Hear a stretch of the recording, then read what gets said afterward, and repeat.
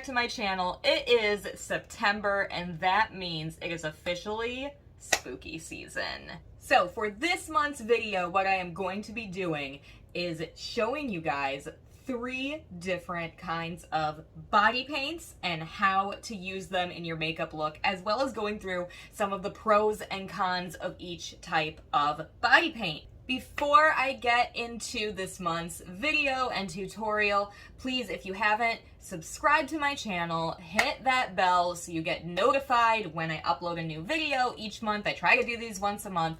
And make sure you check the description box below this video. I've got tons of new things that have come out in the past month, including a Twitch streaming channel, a Discord server, all of that. So I need you guys to check below and give all of those things a follow. So to demonstrate these 3 different kinds of body paints, I am going to be creating a rotted flesh zombie look on my hand and arm using all 3 of these different kinds of body paints, so that way you guys can see how each one reads on camera, how they apply, and kind of get a sense of the pros and cons for yourself as I'm going along and explaining all of them. So camera's gonna be off my face and on my hand and arm for the rest of this video. So let's get into it. Okay, so the very first type of paint that I'm gonna be showing you guys is a cream-based body paint. This one is from CC Beauty, which is, I'm pretty sure, a dupe palette of another larger scale brand, but it's pretty good. So the cool thing about cream-based body paints is that they have a lot of blendability, and I'll kind of show you what I mean here. Like, if I want my flesh to kind of just be rotted, I can scrape out like this lighter green, and I'll place that over to the side on a palette tray, and then maybe I want like a little bit of gray mixed in there. The colors are nice and mixable, which is good. And I can also white as well. And then using a sponge, I've kind of just mixed those colors together, and I can start stippling the cream-based paint over my hand. Now you can kind of see that it has a little bit of shine to it on camera, but the cool thing about these cream-based paints is that they are pretty pigmented and they can cover a lot of area pretty quickly, and they have a lot of blendability, which I really like. So if I wanted to take some other colors and blend them in separately, I can create a nice gradient effect, which I'm going to do next with these. So I can kind of layer and place in a little bit more of that light green shade.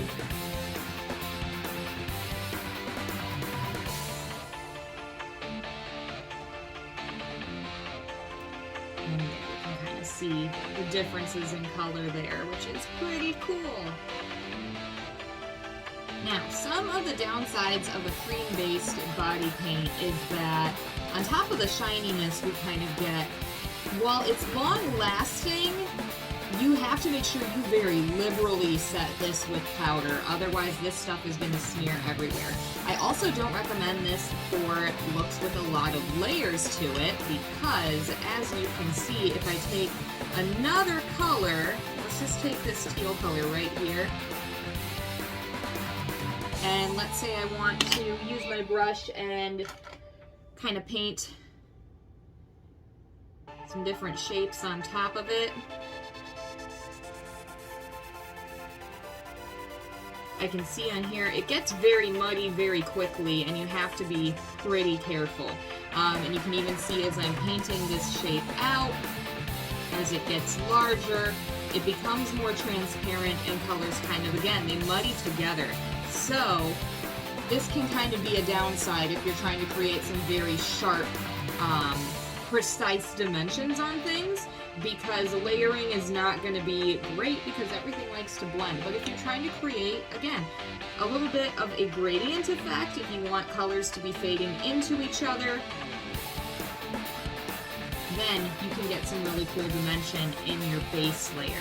But again, you have to make sure you powder this super, super well, otherwise it's gonna just smear all over the place. Now that I've got the base layers of my zombie hand covered and have gone over all that cream base with a very generous helping of setting powder, I can show you the second type of body paint that you can use is a liquid-based body paint. This is by Marin.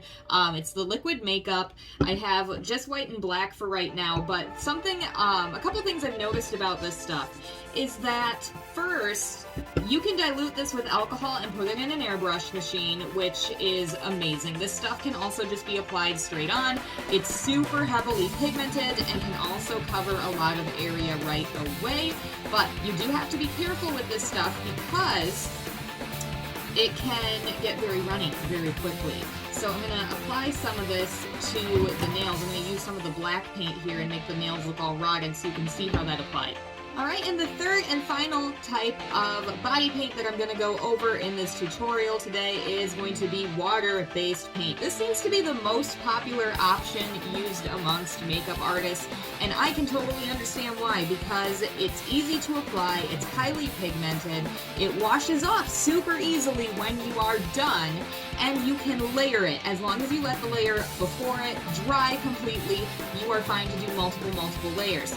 So, water-based paint means it's water activated, so you can, just add a little bit of water. The one con here that I will say is that you have to be careful with how much water you are using because you can very easily have too much water on your brush or sponge and make a puddly mess very quickly. So you have to be a little bit wary of that. I am taking some water-based paints from an older paint palette that I have, and I'm going to take a brown, and with a brown and a thin detail brush, I'm going to go in and just kind of add some really gross veiny lines. And then using my finger, I can sort of stipple and fade those veins and lines out so that they blend in more with the other layers underneath and look like they're kind of part of the skin itself. And there you have it. You have a disgusting, rotting zombie hand with like little veiny details and things, or at least the beginning of it. Things I could add to this, I could add some more speckles of texture with a brush. I could add some blood and things like that. But the point of this was pretty much to just go over for you guys 3 different kinds of body paint, pros and cons of using each of them, and let you kind of have a educated decision on what types of body paint you might want to invest in for this Halloween season. Now, if you want to learn more about body paint and utilizing body paint, then you should sign up below for my first ever FX Prep School that's going to be happening virtually on October 12th, all day long. I'm going to have 4 separate sessions, one on body paint basics that are going to be happening all day, and you can even have lifetime access to recordings of the virtual lessons if you can't make it live.